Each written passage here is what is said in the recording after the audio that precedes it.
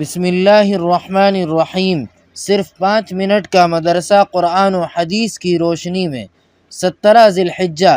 Number 1، اسلامی تاریخ۔ سلطان صلاح الدین ایوبی رحمۃ اللہ علیہ۔ سلطان صلاح الدین ایوبی رحمۃ اللہ علیہ، جنہیں فاتح بیت المقدس کہا جاتا ہے، 6 صدی ہجری کے بڑے ہی نامور اور کامیاب بادشاہ گزرے ہیں۔ والد کی طرف نسبت کرتے ہوئے انہیں ایوبی کہا جاتا ہے۔ ان کی پرورش ایک درمیانی درجے کے شریف خاندان میں سپاہی کی حیثیت سے ہوئی۔ بادشاہ بننے کے بعد انہوں نے اپنی پوری زندگی بڑے ہی مجاہدے اور صبر کے ساتھ گزاری۔ انہوں نے اپنی زندگی کا مقصد صرف ایک ہی بنا لیا تھا کہ دنیا میں اللہ تعالیٰ کا نام کیسے بلند ہو۔ ان کے کارناموں میں سب سے بڑا کارنامہ یہ ہے کہ انہوں نے قبلہ اول یعنی بیت المقدس کو آزاد کرایا، جو تقریباً 90 سال سے عیسائیوں کے قبضے میں تھا۔ یہ وہی قبلہ اول ہے جہاں حضور صلی اللہ علیہ وسلم نے انبیاء کرام علیہ الصلاۃ والسلام کی امامت کی تھی اور پھر وہاں سے آسمان کا سفر کیا تھا۔ عیسائیوں نے جب بیت المقدس پر قبضہ کیا تھا تو مسلمانوں پر ظلم و ستم کی انتہا کر دی تھی، مگر اسی بیت المقدس پر 90 سال کے بعد جب مسلمانوں کا دوبارہ قبضہ ہوا تو سلطان صلاح الدین ایوبی رحمۃ اللہ علیہ نے ان سے بدلہ لینے کے بجائے یہ اعلان کرا دیا کہ جو بوڑھے آدمی فدیہ کی رقم نہیں دے سکتے وہ آزاد کیے جاتے ہیں کہ وہ جہاں چاہیں چلے جائیں۔ اس کے بعد صبح سے شام تک وہ لوگ امن کے ساتھ شہر سے نکلتے رہے۔ اس کے ساتھ ساتھ ان کو بیت المقدس کی زیارت کی بھی عام اجازت دے دی۔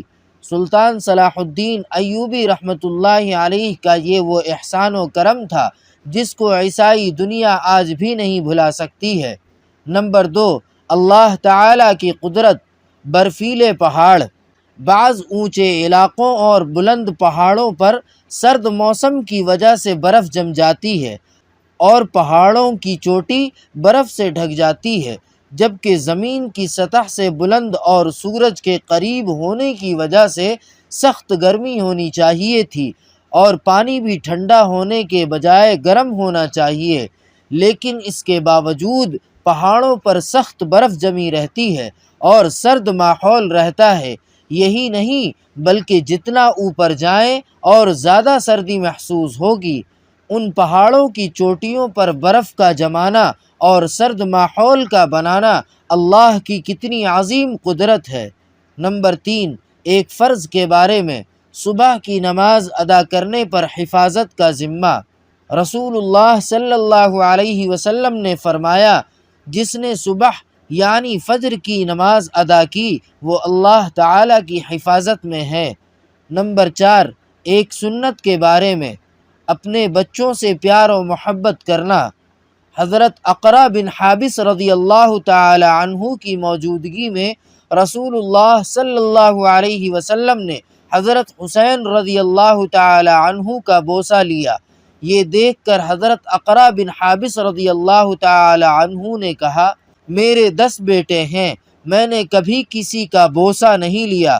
رسول اللہ صلی اللہ علیہ وسلم نے یہ سن کر فرمایا، جو رحم نہیں کرتا اس پر رحم بھی نہیں کیا جاتا۔ نمبر 5، ایک اہم عمل کی فضیلت۔ قرآن پاک کی تلاوت کرنا۔ رسول اللہ صلی اللہ علیہ وسلم نے فرمایا، قرآن شریف کی تلاوت کیا کرو، اس لیے کہ قیامت کے دن یہ اپنے ساتھی یعنی پڑھنے والے کی شفاعت کرے گا۔ نمبر 6، ایک گناہ کے بارے میں۔ رشوت لے کر ناحق فیصلہ کرنا۔ رسول اللہ صلی اللہ علیہ وسلم نے فرمایا، جو شخص کچھ رشوت لے کر ناحق فیصلہ کرے تو اللہ تعالیٰ اسے اتنی گہری جہنم میں ڈالے گا کہ 500 برس تک برابر گرتے چلے جانے کے باوجود اس کی تہ تک نہ پہنچ پائے گا۔ نمبر 7، دنیا کے بارے میں۔ کامیاب کون ہے؟ رسول اللہ صلی اللہ علیہ وسلم نے ارشاد فرمایا، کامیاب ہو گیا وہ شخص جس نے اسلام قبول کیا اور اس کو ضرورت کے بقدر روزی ملی اور اللہ تعالی نے اس کو دی ہوئی روزی پر قناعت کرنے والا بنا دیا۔ نمبر 8، آخرت کے بارے میں اہل جنت کا اکرام۔ قرآن پاک میں اللہ تعالی فرماتا ہے، یقیناً نیک لوگ آرام میں ہوں گے، مسحریوں پر بیٹھے ہوئے نظارہ کر رہے ہوں گے، تم ان کے چہروں سے جنت کے عیش و آرام کا اندازہ کر لو گے۔ ان کو سیل بند خالص شراب پلائی جائے گی، اس پر مشک کی مہر لگی ہوگی۔ ایسی پاکیزہ شراب کے لیے رغبت کرنے والوں کو رغبت کرنی چاہیے۔ اس شراب میں تسنیم کے پانی کی ملاوٹ ہوگی، وہ ایک ایسا چشمہ ہے جس میں سے نیک بندے پئیں گے۔ نمبر 9، طب نبوی سے علاج۔ گائے کے دودھ کا فائدہ۔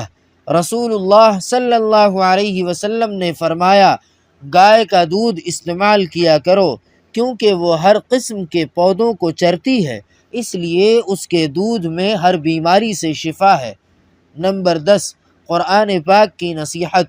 قرآن پاک میں اللہ تعالی فرماتا ہے، کیا ایمان والوں کے لیے ابھی تک ایسا وقت نہیں آیا کہ ان کے دل اللہ تعالی کی نصیحت اور جو دین حق نازل ہوا ہے اس کے سامنے جھک جائیں، اور وہ ان لوگوں کی طرح نہ ہو جائیں جن کو ان سے پہلے کتاب دی گئی تھی۔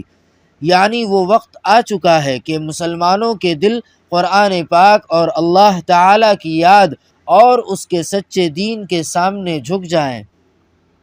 سبحان ربک رب العزت عما یصفون وسلام علی المرسلین والحمد للہ رب العالمین۔